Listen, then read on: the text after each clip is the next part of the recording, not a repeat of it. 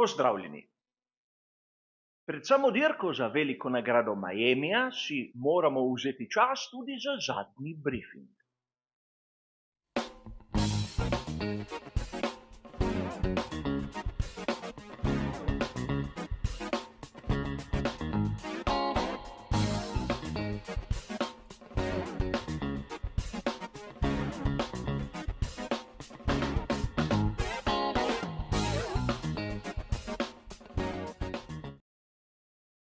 Tudi tokratni zadnji brifing bo kot običajno razdeljen na tiste 3 znane dele. V prvem si bomo ogledali, kaj se je pravzaprav zgodilo na kvalifikacijah in tudi predtem na samem sprintu. V drugem bodo na vrsto prišli podatki, ki nam bodo pomagali pri razumevanju morebitnega ritma pri posamezni ekipi. V tretjem, zadnjem delu bomo pa še nekaj minut porabili z tisto mojo osebno napoved glede možnih strategij. A začnimo s tistim, kar so pokazale kvalifikacije in sprint. Najprej bi se rad ustavil pri zanimivi točki. Verjetno ste tudi sami opazili, da po sprintu smo imeli pravo dramo. 4. mesto Daniela Ricciarda je dobesedno ravznelo nekatere avtorje, ki so začeli pisati o tem, kako se je vrnil, kako je pokazal, da pač ni še za odpis in podobne zadeve. A kaj bi dejali po kvalifikacijah? Namreč Daniel Ricciardo je lepo izpadel v prvem delu in njegov moštveni kolega Yuki Tsunoda je elegantno prišel do Q3. Sedaj se lahko začnemo spraševati, ali je bil tisti rezultat samega sprinta v Miamiju le preblisk. Namreč ne more voznik kar tako izgubiti formo v dobesedno nekaj urah. In zopet se lahko sprašujemo, kaj počno nekateri avtorji, nekateri viri. Sam osebno menim, da so okrog tega rezultata Daniela Ricciarda napravili preveliko dramo, kot da nimajo neke refleksije, kot da niso niti podvomili, da morda pa ni vse tako idealno, kot lahko zgleda na prvi pogled. Žal, potrebno je bilo počakati le nekaj minut in zopet smo videli avstralskega voznika v tisti starejši formi, ki je nismo sicer vajeni, ampak ki je malce preveč pogosta. Konec koncev, važno je, kaj se doseže na dirki in ne toliko na sprintu. A videli smo pravzaprav, da na progi, kot je ta v Miamiju, med dirko so možnosti prehitevanja izjemno majhne. Namreč na samem začetku skupine se je ustvaril določen vrstni red, ki je ostal tak do konca samega sprinta, ker dobesedno vozniki niso bili sposobni priti dovolj blizu, da bi lahko izkoristili tista 3 območja DRS-a. In to bo poglavitna tema tudi v nadaljevanju. Gre za ulično dirko, kjer je prehitevanje v bistvu težje. Ukolikor ni pomoči, beri napake onega spredaj, se lahko položaj dokaj ugodno brani. In tudi to je razlog, zakaj je Daniel Ricciardo po posrečenih kvalifikacijah sprinta tudi ostal na 4. mestu. Res, v sami začetni fazi je bil celo na 3., a ga je prehitel Perez. Seveda z rahlo hitrejšim bolidom, ampak na to se je Ricciardo lepo lahko branil, naprimer pred Sainzem. A videli smo, da pravzaprav, ko so zadeve začele biti malce bolj resne, rezultata ni bilo več. Ostaja mnenja, da čas Avstralca v Formuli 1 se je dokončno iztekel. A vrnimo se k tistemu, kar smo videli na samem sprintu in lahko bi dejali, da nič takega in nič pretresljivega. Pustimo sedaj pri strani Landa Norrisa. Dogajajo se takšne nesreče, posebej v formatu, kot je ta sprint. ampak konec koncev, da bi videli kakšen boj, kakšno prehitevanje, kakšno dirkanje na nož, sam osebno tega nisem zapazil. In zopet dokaz, da ta sprint morda ni najbolj pametna ideja, ki so jo imeli organizatorji svetovnega prvenstva Formule 1. Zopet Max Verstappen tam spredaj, a treba je poudariti, da pri Ferrariju so pokazali, da tokrat lahko z lahkoto premagajo vsaj enega Red Bulla. In to je že nekaj. Namreč potrditev letega smo dobili na samih kvalifikacijah, kjer sta oba voznika skuderije Ferrari prišla pred Pereza. Sicer za malenkost, ampak moramo si priznati, da pravzaprav tudi Max Verstappen ni imel gromozanske prednosti pred Charlesom Leclercem. Govorimo o razmiku, ki je manjši od 0,2. In to nas lahko nadeja z malček večjim optimizmom glede na končni rezultat. Če ne za mesta, vsaj kar se tiče zaostankov, tu ne bi smeli videti tako gromozanskih razlik, na katere so nas navadili pri prejšnjih dirkah. A konec koncev razmerje sil nam kaže, da je Max Verstappen v Red Bullu pred obema Ferrarijema in svojim moštvenim kolegom. Torej, lahko bi dejali, da SF pomišljaj 24 je približno tam kot Red Bull RB20. S tem, da pri Ferrariju tu v Miamiju niso pokazali kakšnih novosti glede tehničnih izboljšav. A konec koncev ne smemo mimo dejstva, da naprimer McLaren je takoj z njimi.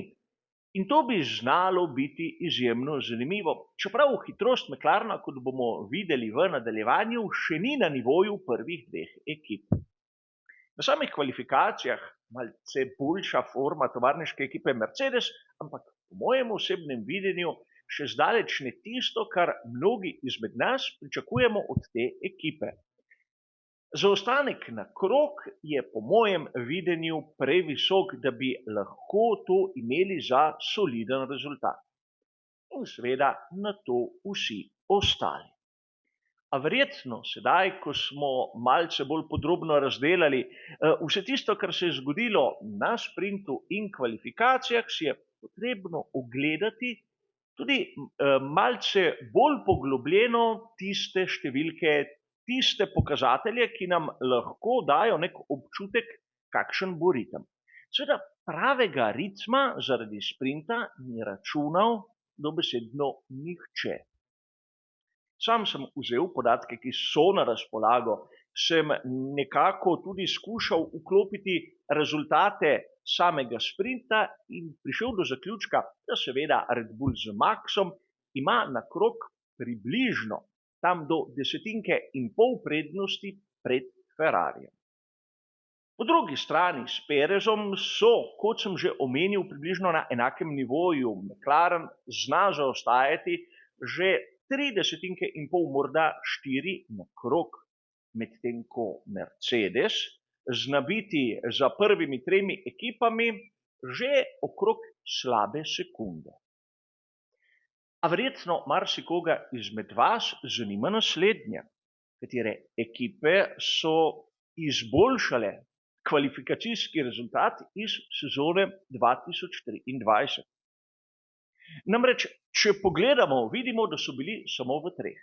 In za malenkost se je to zgodilo pri ekipi Racing Bulls in tovarniški ekipi Mercedes, ampak pri McLarenu vidimo tisti gromozanski skok naprej, o katerim govorimo že od druge polovice lanske sezone in od začetka letošnje. A verjetno to ni toliko zanimivo. Marsikaterega navdušenca zanima, kje je tista razlika med Ferrarijem in Red Bullom, posebej onim, ki ga vozi Max Verstappen.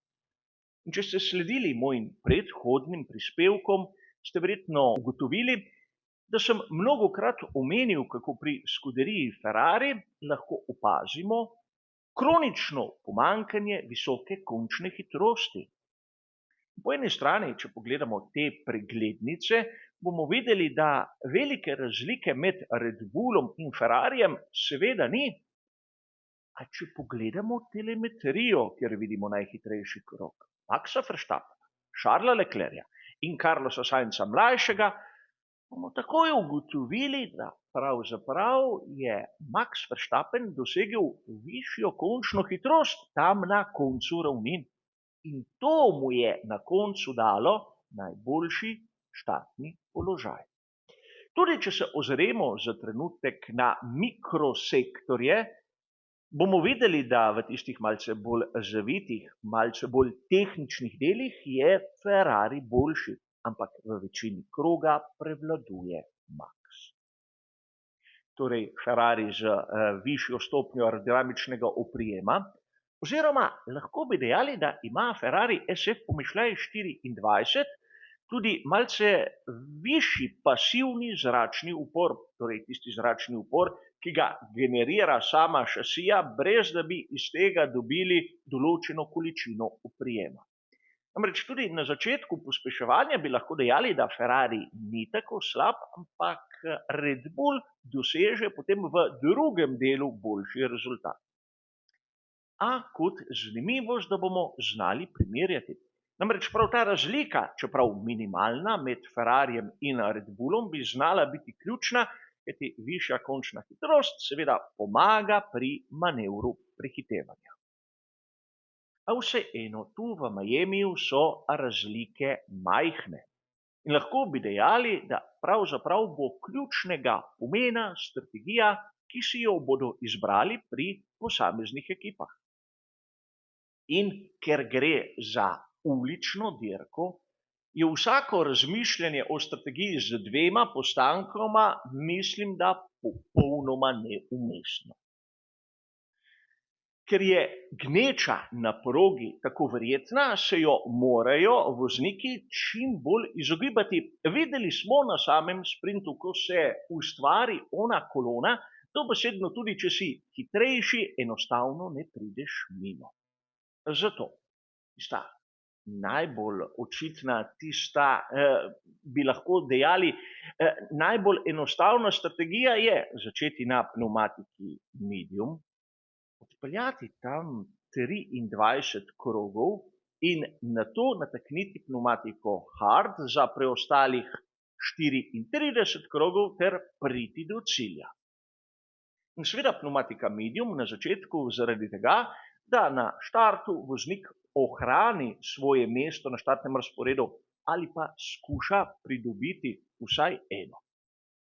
Ampak če je voznik malce bolj zadaj, obstaja možnost alternative. Začeti na pnevmatiki hard in tudi tu bi lahko dejali tam okrog 33 krogov. Namreč na samem štartu bi tako mogoče izgubil mesto ali dve, ampak potem na koncu v zadnjih 24 krogih z lahkim bolidom vse nadoknadil nazaj, seveda z bistveno bolj hitro pnevmatiko.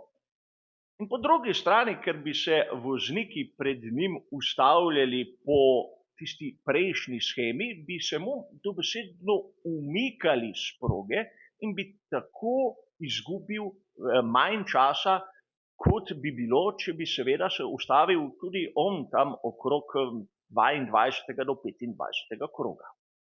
Strategija, ki jo je lani uporabil Max Verstappen, ko je štartal iz 9. mesta. In ker je dirko zmagal, ne moremo mimo dejstva, da zna biti tudi ta zanimiva.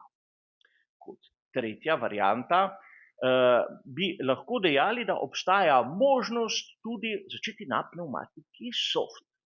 Seveda z novim setom bi lahko imeli ritem, ki bi bil podoben okrog 12 krogov in nato 45 krogov na pnevmatiki hard.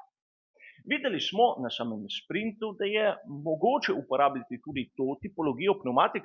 Naprimer, Logan Sargent je malo da ne prišel do točk, ampak imeli smo varnostni avtomobil, ki je tisti del podaljšal, zato menim, da brez kakršnih koli zunanjih vplivov je življenjska doba tam okrog ducata krogov. Ampak 45 krogov na pneumatiki hard zahteva bistveno počasnejši ritem. Konec koncev znalo bi biti tudi to zanimivo, čeprav je tista tretja opcija tista malce bolj nora. Videli bomo, kaj bodo ekipe izbrale na progi. A še enkrat bi vas rad spomnil, danes ob 20:30 se bomo kot običajno pred dirko javili v živo in seveda v malce daljšem javljanju, kjer bomo ogledali, kaj pravi Pirelli, kaj sem napovedal sam, prediskutirali vse tiste zadnje dogodke, zanimivosti, seveda vabljeni tudi s postavljanjem vprašanj ter sugestij, kajti danes, kot je razumljivo, ker se dirka začne bistveno kasneje, bomo imeli čas pred njo imeti daljše skupno srečanje. A kot ste razumeli, to je zaključek našega zadnjega briefinga. Hvala za vašo pozornost in nasvidenje.